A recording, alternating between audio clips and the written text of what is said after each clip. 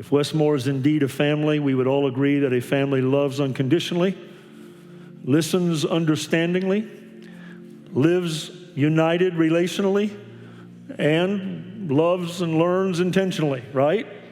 Would you agree with that? I hope you do. And so go ahead and fill that out. Again, as has been stated, take the hard copies to the ushers at the door after service, and we want to unpack what we believe a biblical view of a church family really is. And I hope you'll hang with us throughout the process, because we're going to get down in the weeds with it. Some tough questions need to get answered of ourselves. We live in a different culture. Times are changing. Do you agree with that? I mean, there are things that we're dealing with in our culture and questions I have given to me pastorally that I never believed I would deal with in my ministry. I don't know, I was pretty naive, I guess. Things have changed radically in our culture. So how do we respond? How do we love? How do we assist? How do we embrace? How do we discipline? How do we do that without confusion? How do we manage all of that? We need to understand that as a church. Are you thankful for a church family? Can we give the Lord praise for a church family? We can do that, can't we? Yeah. Amen. So continue to fill that out, and let me give you some introductory points as you do that. We must agree, as we heard last week, that our God is the God of all generation. So it's our dream to embrace Malachi 4:6. Does anybody remember Malachi 4:6? It's the basis for which we launched this campus. Let the hearts of the fathers turn to the, what's it say? Children. Then the hearts of the children will turn to the fathers. That's incredibly important. Families, you cannot say you're family if you don't make room for other generations. Families are made up of generations. This past week, I became very aware of that. In the automobiles, the vehicles, the SUVs that we were driving north was a beautiful baby that was just barely a year old. And when she squawked, or we had to stop, we just had to stop. Now, we may not have liked that, but we had to stop because we made room for the next, generation. When we got listening to certain kinds of music, I controlled the music in my vehicle, I'll just tell you. We are family. Play the funky music. Moving right along. The children like different music. Doesn't matter how much you like that or dislike it, it's a fact. We had to make room when we were playing games in the condos, and the children want to do this or want to do that. Movie selections, TV programming, all kinds of things. Family, how many know what I'm talking about? Family has to make room for one another, and there are times that we have to take grandma into consideration. Come on. Grandma needs to be just as considered as the youngins. Can I put it that way? Family. We cannot just give lip service to being family. We've invested heavily in our Westmore family vision. I think for those who have journeyed closely with the Westmore family over the years would agree that we've invested heavily in Malachi 4:6. We are family vision. We've talked about this. First, in our campus development. Let's not forget where God's brought us. Our property master plan. Did you know when we were developing our property master plan that this was what it was all about? When we bought a golf course, some of you have forgotten, we had church business meetings. We talked about wanting to develop an intergenerational campus. We determined that 17 acres out there on free will was not enough, and so we made some bold moves. We sold the 180 building that we had built, a youth center. We sold that 17 acres after we had just built on it. But we felt that's what the Lord wanted us to do, to shift some direction. And so bold moves were made. The buildings and the campus was developed with all of this in mind. We wanted more property so we could provide different elements of what we believed would be a comfortable campus for intergenerational ministry.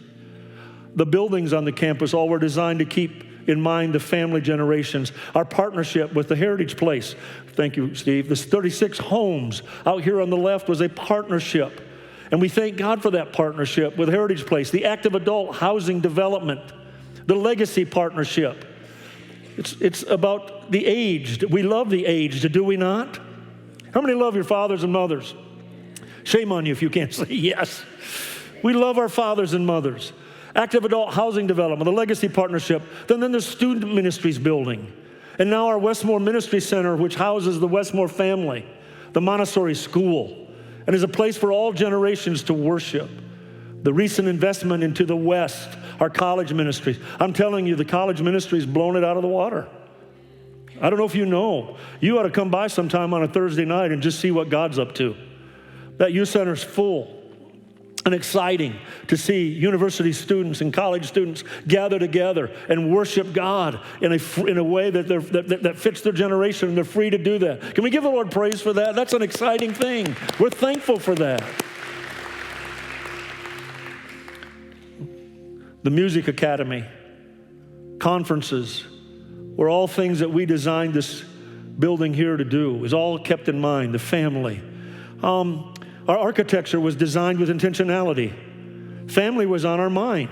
We didn't just let the architect come in here and do what he wanted to do. We had eyes on that with family in mind. From the sanctuary being called the family room, back in Wolf Drive, to the common space sitting areas you see out there, places to connect, to the building's 3 fireside areas, to the internal courtyard and inside playground, to the commercial kitchen, and our ability to gather for Westmore family meals on Wednesday evenings. Families and generations have been on our hearts for a long time. This isn't just some sermon series we want to pull out of a hat. We want God to turn our hearts. We will never win or keep the next generation if our hearts are not turned. Are you with me? Our Building for the Generations campaigns, fathers and mothers and people gave the naming of our campaigns. The very reason for our campaign and for building was called Building for the Generations. We didn't just build for ourselves. You know who I had in mind? I had my grandkids in mind. I had the children in mind, because we're not always going to be here if Jesus tarries. Are you thankful for the next generation? I'm thankful for the next generation. So the generations have been in our hearts. As it relates to all of our buildings and partnerships and property, we've referred to them as ministry tools. Please hear me. It's nothing more than that. This building is nothing more than a ministry tool. That's it. The property, buildings, and partnerships are not the completed vision. I've had people on the outside, Pastor Kelvin, you're probably going to leave now because the vision's fulfilled. Are you nuts?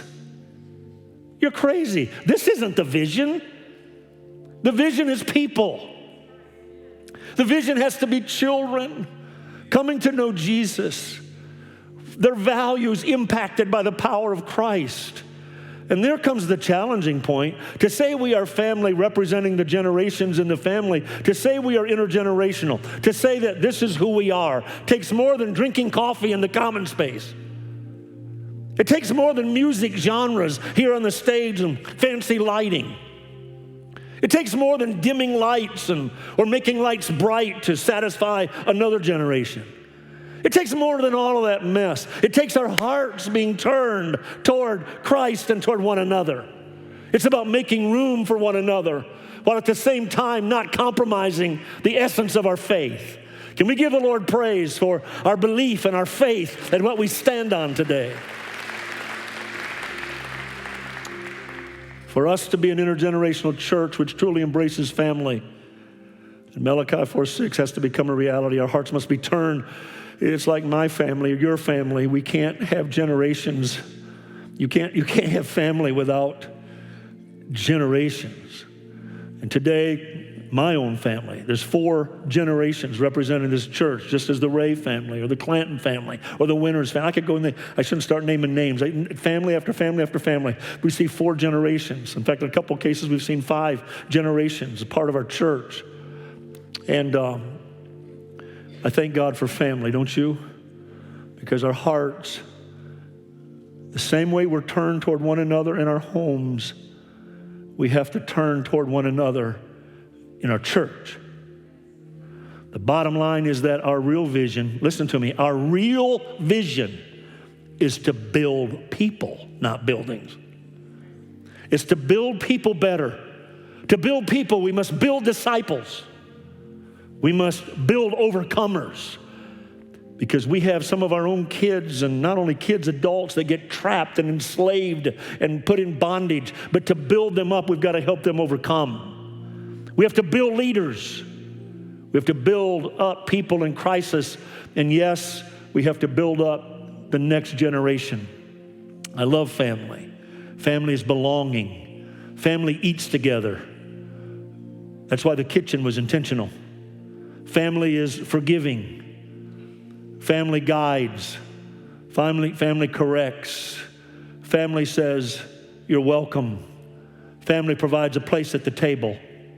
Family provides boundaries because it loves. But what do we do? Listen to me.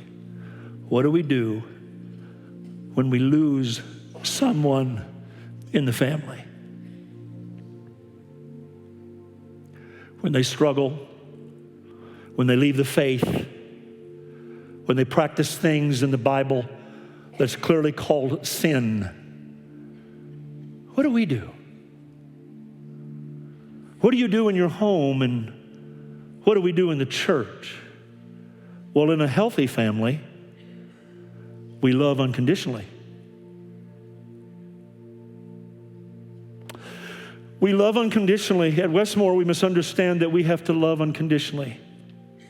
The enemy of our soul is after the next generation, and the question becomes not just how do, but how will we respond when one of our own struggles or one of our own leaves the values of the Westmore family, and what does loving unconditionally look like? And that's what I want to give you a picture of today.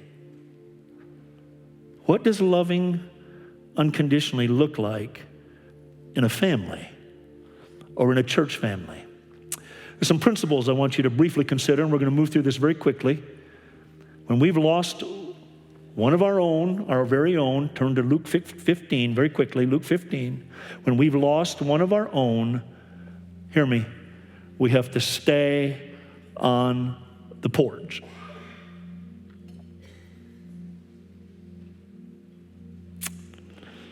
It's some of the hardest things you'll ever do, is stay on the porch. I want to unpack that and explain what we mean by that. Luke 15 is about recovering loss. In this chapter, we have Jesus teaching 3 different scenarios of lostness. 3 different precious things are lost. And Jesus teaches us about 3 different responses to these 3 different lost things. Most of the time when we look at Luke 15, we want to speak and talk about the prodigal son. I would submit to you there's a lot more in Luke 15 than just the prodigal son. Not taking anything away from the prodigal son, but the whole chapter is about what do you do when you lose something valuable, precious, like a son, like a sheep, or like a valuable coin. There's a lost sheep. What I want you to notice about this chapter that you may never noticed before because you want to focus on the prodigal son, I want you to notice the sheep. First of all, the method. The method is to leave the 99 and go after the what?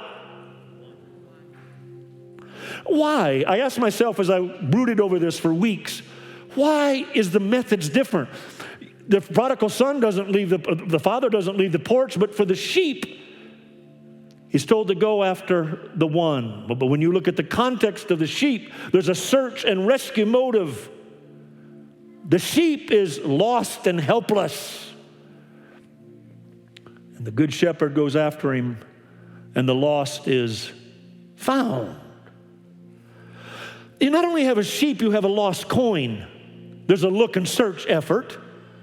There's a method. Sweep, uncover, turn over everything that you possibly can turn over in the house.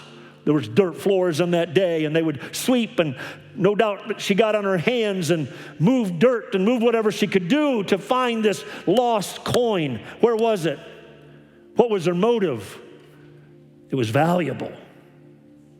So we have something helpless, we have something valuable, and the lost is found with a valuable coin. We have helpless and valuable, but then you come to the Son.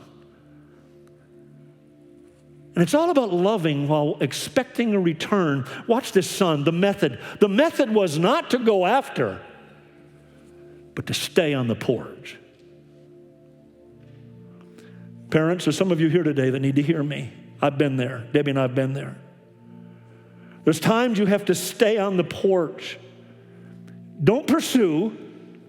Don't preach. Don't put down. Don't lecture. Stay on the porch. The rescue motive is different than the sheep and the coin. The rescue motive is that the son is lost, yes, but he's rebellious. He's not helpless. Of course, he's valuable, but he's not helpless. But he's rebellious. You ever dealt with rebellion in family?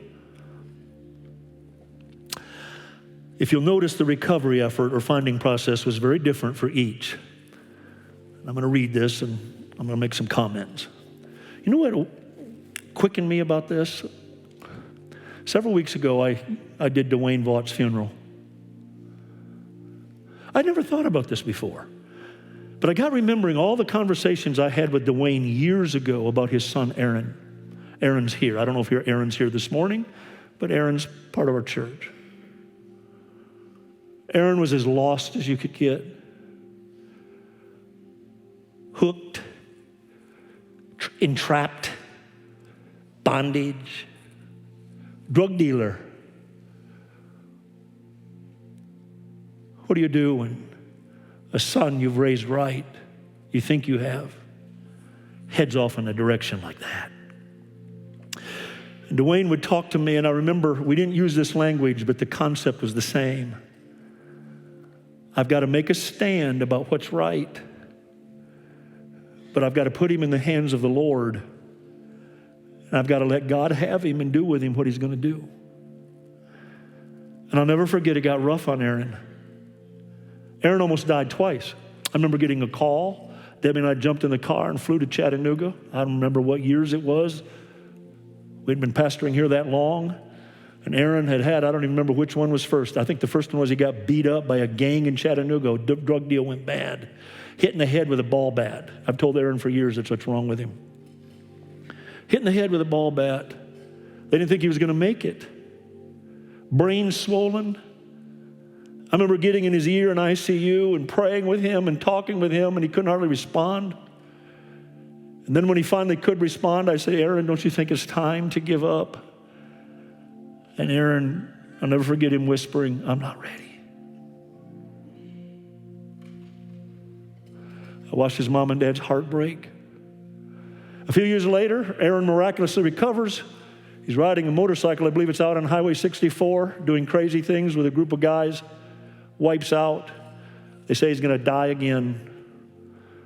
We're called to ICU, hoses out of every place in his body you can imagine, tubes.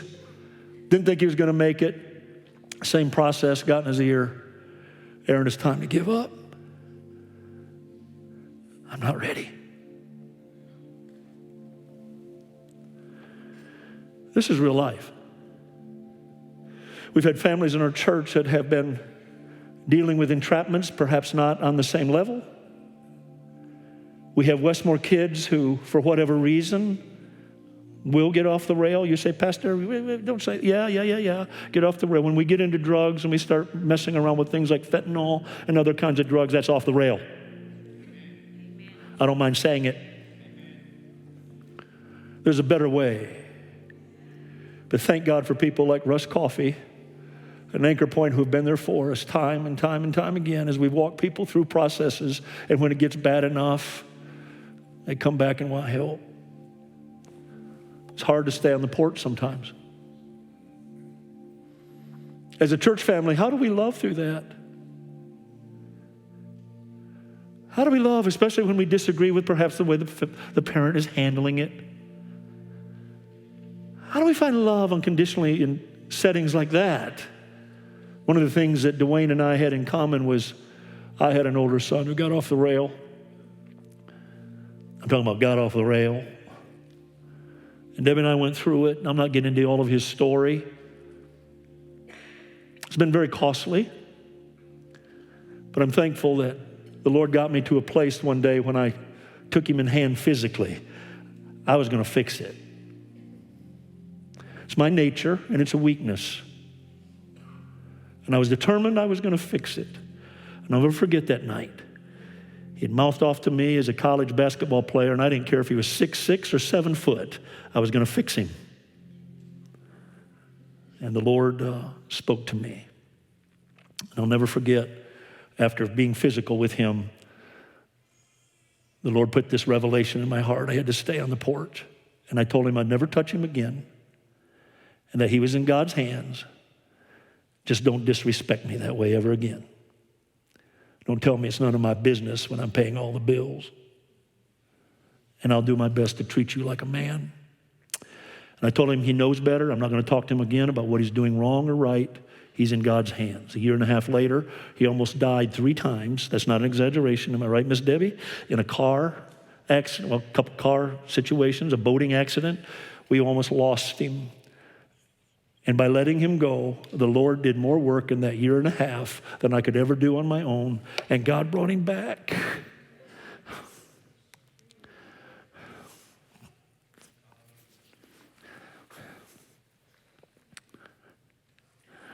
It hurts when your kids are out there. But thank God for his saving power and his grace. He doesn't let go. He's always there, and he's ready to receive. So you parents that go through things like that, we know. This church knows, it may be beautiful, and we may dress it all up on Sunday morning, but you know what? There's a realness here. And there's times that I'm not like the way parents have handled their kids. There's times I'm not like the way I handled my kids. But I do know that there's a God of grace that brings back. I'm proud of my oldest son today. He's a businessman, loves the Lord, serving God with his family. Now, he's got a boy he's going to have to raise too. I do remind him of that every now and then, but anyway. Luke 15, verse 2 says, and the Pharisees and scribes complained, saying, watch this, this man receives sinners and eats with them. Boy, is that loaded. So if you get complaints from the Christian holier than thou that you're eating with a sinner or sitting with somebody in the bar, tell them to go to heaven.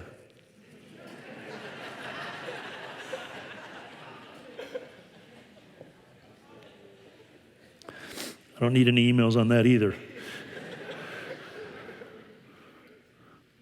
Jesus did it. There's a Pharisee spirit. It's in Cleveland, Tennessee. Wound up with tradition. Has nothing to do with the Word of God. That's not the way my mom and dad preached it. That's not the way it doesn't matter what your mom and dad did. What's the Word say? That's part of our problem with generations. We're pushing things that are not biblical. You're going to turn the next generation on. But if you can show it in the Word, stand on it. Am I okay? Verse 12, and the younger of them said to the father, Father, give me the portion of goods that falls to me. It's time, I want my inheritance. Come on, it's mine. You owe me, Dad. So you know what he did? He did it. Divided up the livelihood. And not many days after, the younger son gathered all together, all of his wealth that he got from his dad, journeyed to a far country. And this guy that knew it all, had the world by the tail, there he wasted his possessions with prodigal living. And when he had spent it all, there arose a severe famine in that land, and he began to be in want. And then he went and joined himself to a citizen of that country, and he sent him into the fields to feed swine. He got so bad, so proud he couldn't go home that he decided to go feed pigs. Pigs. You ever been in a pig pen? Some of you have never been around pigs. You have no idea. Cover your nose and look at the slop. You talk about stink. He's in the pig pen. And he got so hungry, he started eating what the pigs eat. It's called slop. My grandfather farmed and mostly some cattle, but I remember a few pigs out in the back 40. You don't know what you're missing. He ate the pods that the swine ate, and no one gave him anything. Went through it. Mr. Manager, Mr. had it all. Knew what he was going to do with it. But when he was still a great way off, watch this, verse 20, let me back up. Verse 20, 21, but when he came to himself, you get that? When he came to himself, he said, how many of my father's hired servants have bread enough and to spare? I think I'd be willing to just go back and be a servant. I'd have it a lot better off. I don't have to be a son again if I'm just a servant. They're better off than I am out here with these pigs. So what did he do? He arose and came to his father, but when he was a great way off, I don't know if it was a path, road. I know they didn't have blacktop in that day, so probably a long path. The father never left the porch until he saw his son coming. His father saw him and had compassion and ran and fell on his neck and kissed him. Now he come off the porch but he saw him first. Remember, that reminded me of James 5, draw nigh to God, and he will draw nigh to you. Some of you got the idea that everybody's supposed to chase you down. Sometimes you got to stay on the porch. He ran, fell on his neck, kissed him, and the son said to him, Father, I have sinned against heaven and in your sight, and I'm no longer worthy to be called your son. The prodigal son story, 4 quick principles, and we'll wrap this up very quick. Number 1, as a family, we need to look for a return. Don't stop looking for a return. Don't give up. Some of you have got kids that are out there, and they're way out there. Or you're fearful that they're going to make another mistake and get trapped again. That's where you're at. You're not alone. You're just hoping and praying you can get your young people and kids from this age to this age. Because you know the dangers. You also know they don't want to talk about it. I'm going to encourage you to stay on the porch, especially when you know they know. Stay on the porch. What does that mean? It means resist chasing. This is going to get good. What I mean is that when the prodigal son left the father did not run after, nor did he condone the son's choices. The Westmore family, I've talked about, we've had prodigals, but we have to welcome, love, and expect transformation. Compromise is different. Love and compromise don't have to go together. We're somehow taught in this culture that if you don't accept the sin, then you don't love me. That is a lie from the pits of hell. That is a lie from the pits of hell. I don't have to accept what you do, nor the sin that you are partaking in order to love you. You're crazy. You're crazy. It's not biblical. I'll go to a biblical principle, and people don't want to hear it today. I've been told in an office, oh, don't bring that up. I don't care if it's true or not. I don't care what you think. The Bible says, the principle is there. Love the sinner and hate the sin. I'll say it to the day I die. Love the sinner, but we are allowed to hate the sin. Can we give the Lord praise that he delivers and helps people through that stuff? There's no doubt in my mind that daily the father sat on the porch and he longed to see the son come home. I remember that longing. Where'd we go wrong? Not knowing how to pray? How did it get here? Didn't we have our eyes on the ball? Didn't we do enough devotions? Didn't we do enough praying? I remember all of that. I remember Dwayne struggling with the question, should I pray whatever it takes, Pastor? For Aaron? Should I pray that way? Aaron's, I actually don't know if Dwayne ever did pray that way, but I'll tell you what, Aaron got in some bad situations. I remember one day sitting in my office, years later, and Patty came in and said, Pastor, Linda and Aaron Vaught are here, and Aaron wants to talk to you. I thought, what in the world? And he walked in and sat at the table, and he said, I'm ready to give it up. I'm ready. There's no accidents, no pressure, no nothing. But people around him loved and stayed on the porch. That doesn't mean Aaron's perfect, doesn't mean Aaron doesn't struggle at times. We all do. But I remember that God moment when Aaron came back home. Can we give the Lord praise that he does that for the prodigals?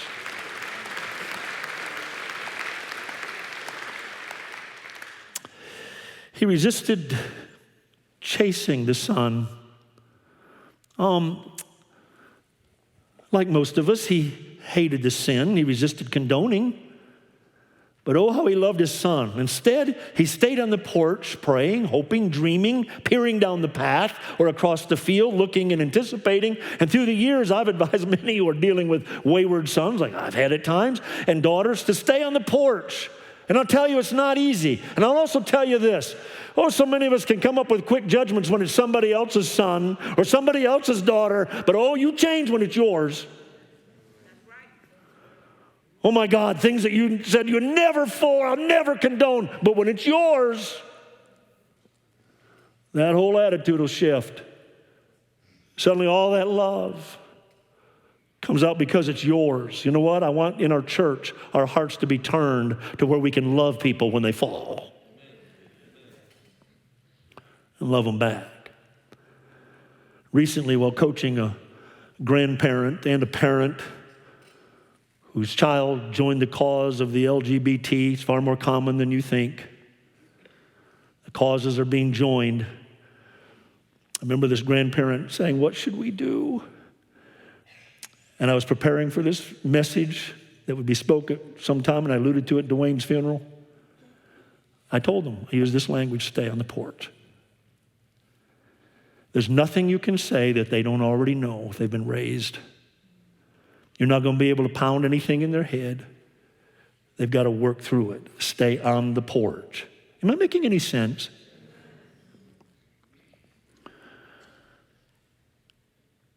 If we leave the porch with efforts to rescue the foundational truths of God's word, the porch, to where will our sons and daughters return? If we have to compromise everything that we know is truth, to where will they return? To compromise truth in an effort to rescue, listen to me, parents, to compromise truth in an effort to rescue can divert God's plans and processes. Stay on the porch and refuse to chase. Some of you mothers, I say this in love, this is awful hard on you. I know it was awful hard on Debbie. Hard on me too. But powerful emotional attachments get in there that makes it so difficult. We want to run out there and rescue and provide the hotel. Do what you want to do, but just know that I love you. You don't have to chase and you don't have to condone. Stay on the porch. Refuse to be mean, refuse to be dogmatic. Offer an uncompromising love and stay on the porch. And sometimes that means stay silent. For the foundation of our home is the truth found in our home. The foundation of the Westmore family is found in the foundation of our family, our home. To leave the foundation is to destroy the home to the point there is no home left to return to. And far too many people chase their kids and grandkids feeling, instead of being a consistent and solid place they can return to when running and settling for less gets old. Let me tell you what, the Lord lets some of us hit the bottom, and then the revelation comes. You've got to get out of the way sometimes.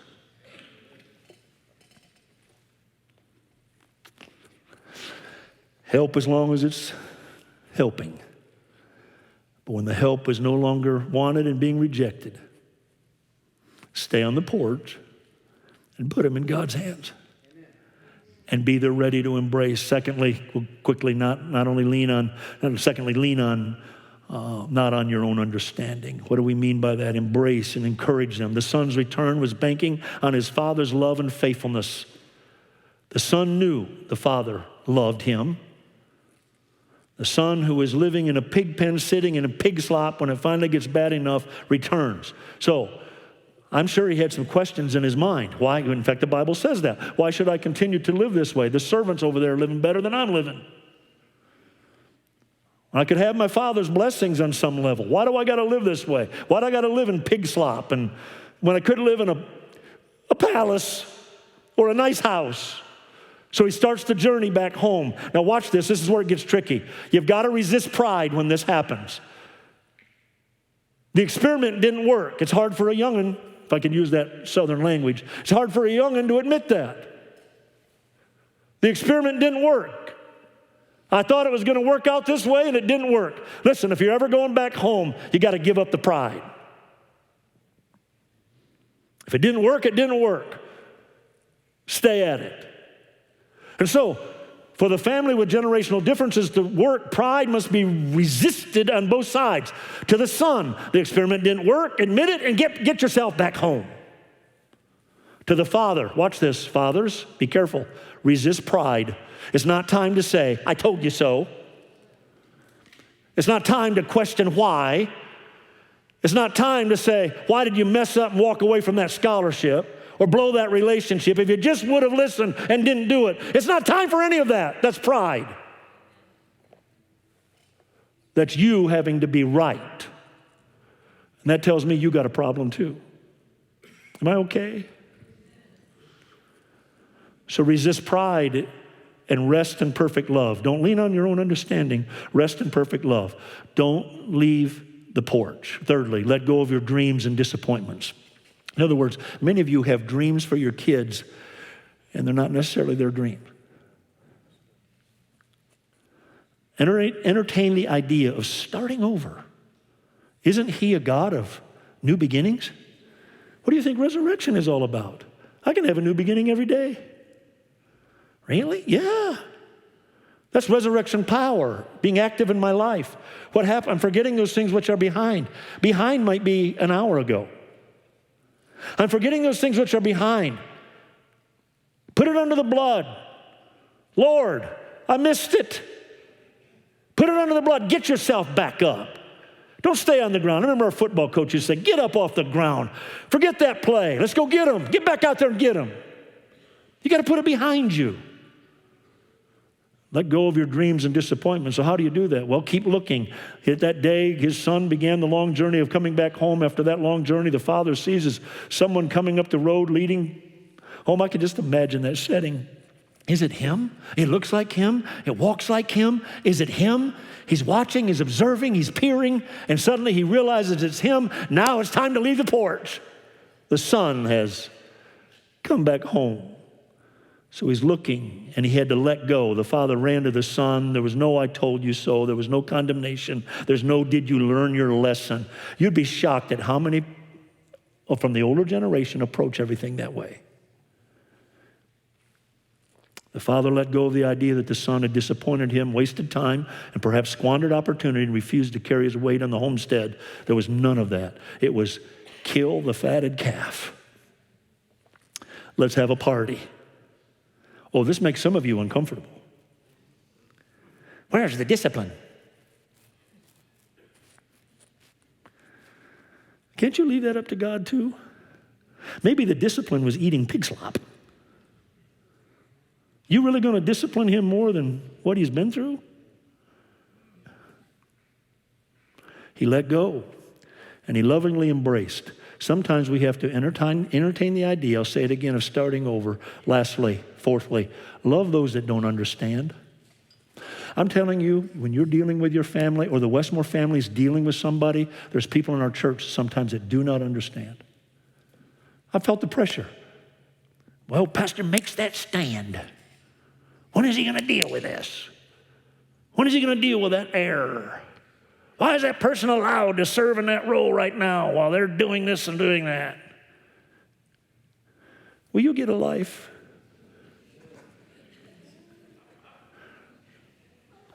I need to stop right there. I don't think it's the Holy Ghost I'm feeling.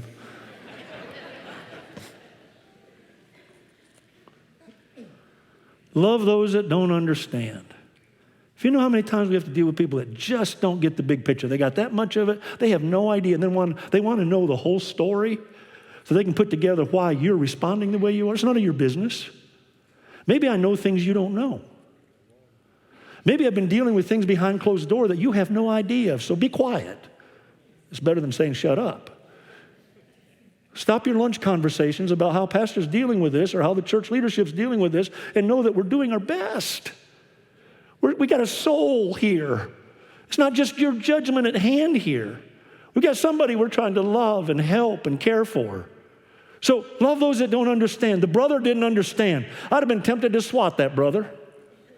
What did he say? Here you are loving and celebrating this guy, and I've been here working every day, getting up every morning, doing what I do on this spread, and he comes walking back in, and then like nothing ever happened. There's people like that among us. And if you're not careful, you're one of them. You can't rationalize or get your arms around unconditional love. You think you can, but you can't. Whether it's your tradition, your heritage, your home life you were raised in, but you can't get your arms around unconditional love. But I'm telling you, there is a God that loves unconditionally. And there comes a point that he does not hold the past against you. He'll set you free and put your feet on solid ground and turn your life around. That's not my business. That's not your business. That's his business. Now, can we give him praise that we are all products of that? That's who we are. If you're the father, stay on the porch. Some will misunderstand and call it. Sometimes when you stay on the porch, you've got the other side's judging. He's too hard. Why doesn't he go get him?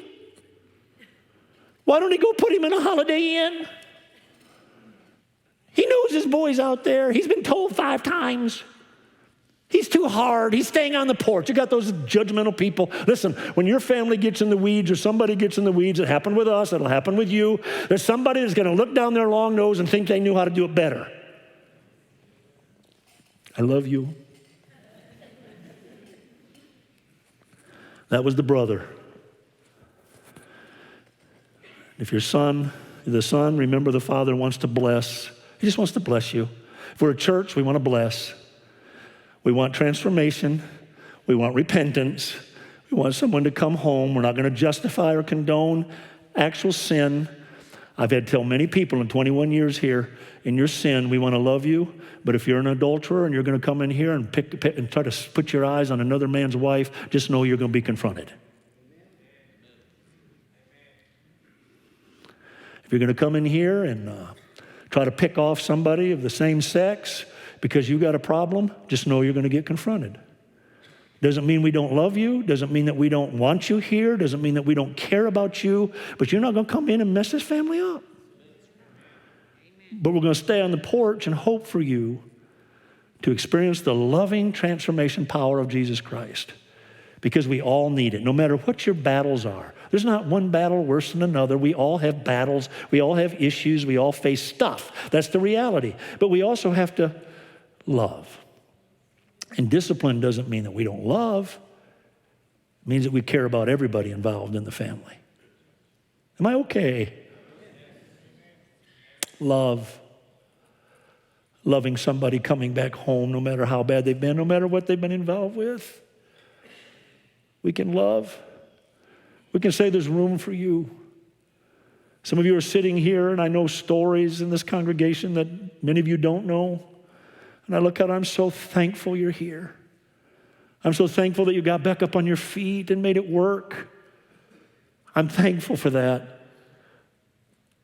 Loving when they don't understand. And it's often referred to as reckless grace, unbridled reckless grace. But no, grace is not reckless. We call it reckless because it's reckless in the minds of some people. But grace and love always win. Always win.